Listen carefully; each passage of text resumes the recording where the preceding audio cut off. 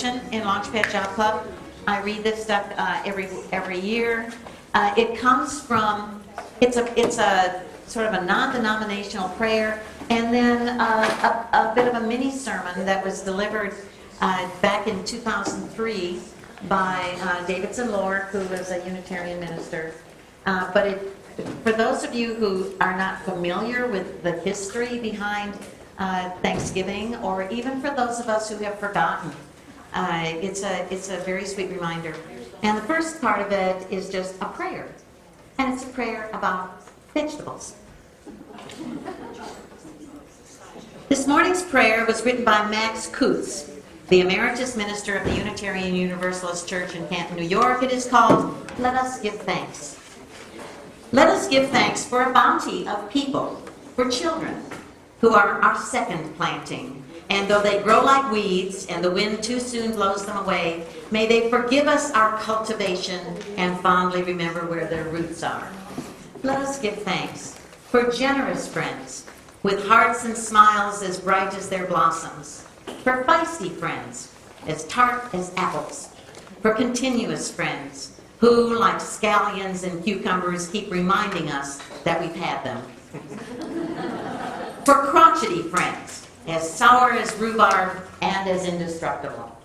For handsome friends, who are as gorgeous as eggplants and as elegant as a row of corn.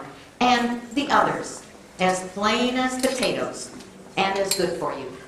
For funny friends, who are as silly as Brussels sprouts and as amusing as Jerusalem artichokes. And serious friends, as complex as cauliflowers and as intricate as onions. For friends as unpretentious as cabbages, as subtle as summer squash, as persistent as parsley, as delightful as dill, as endless as zucchini. And who, like parsnips, can be counted on to see you throughout the winter.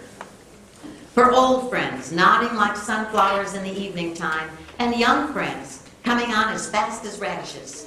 For loving friends who wind around us like tendrils and hold us despite our blights, wilts, and witherings. And finally, for those friends now gone, like gardens past that have been harvested and who fed us in their times that we might have life thereafter. And for all these, we give thanks.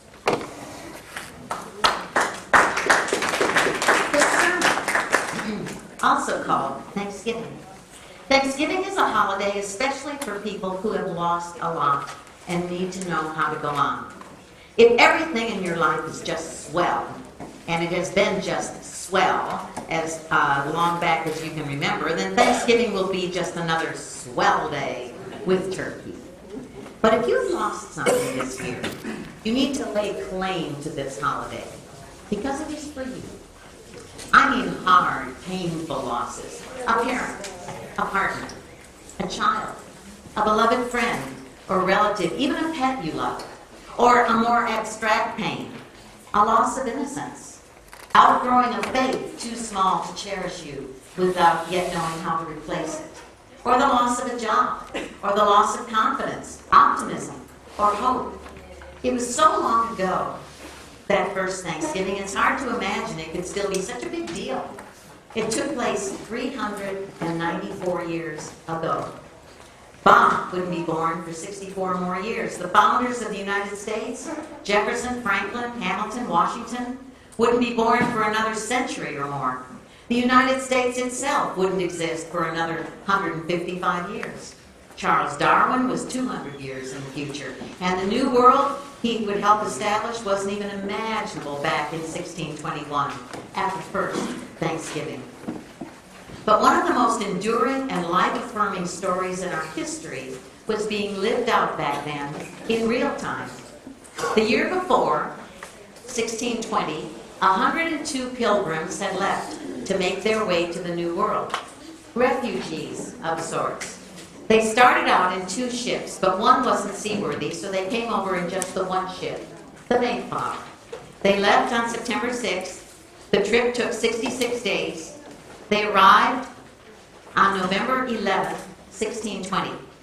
They were greeted after a harrowing trip across the Atlantic by a brutal and deadly Massachusetts winter.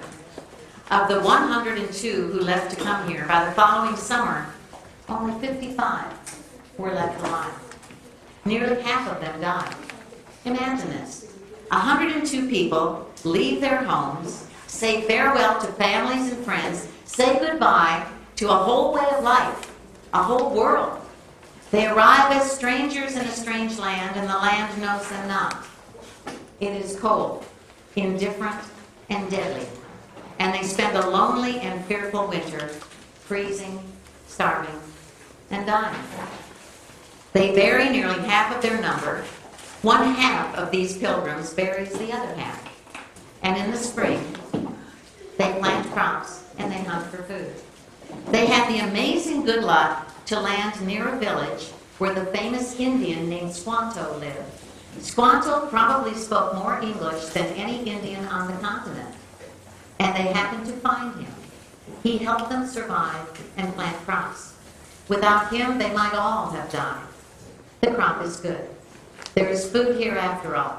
There can be life here. I cannot imagine how they might have felt, the combinations of life and death, tragedy and joy, famine and feast. It was like all of life compressed into 1 year. And by late summer, when they could at last celebrate a good crop, half of those with whom they had hoped to celebrate were dead. Maybe that's why the first Thanksgiving lasted for 3 days. There was much eating, drinking, and merriment between the surviving pilgrims and Chief Massasoit and 90 of his people. The menu for the feast was venison stew, cooked over an outdoor fire, a spit-roasted wild turkey stuffed with cornbread, oysters baked in their shells, sweet corn baked in its husks, and pumpkin baked in a bag and flavored with maple syrup.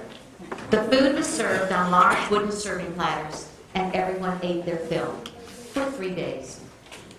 After dinner, legend has it that Chief Massasoit's brother disappeared into the woods and returned with a bushel of popcorn, which the pilgrims had never tasted before. These are the bare bones of the story of the first Thanksgiving. We don't know many other details. It was the story of a small group of people who seemed to have both the character and the courage necessary to transform hell into heaven, bad events into merriment.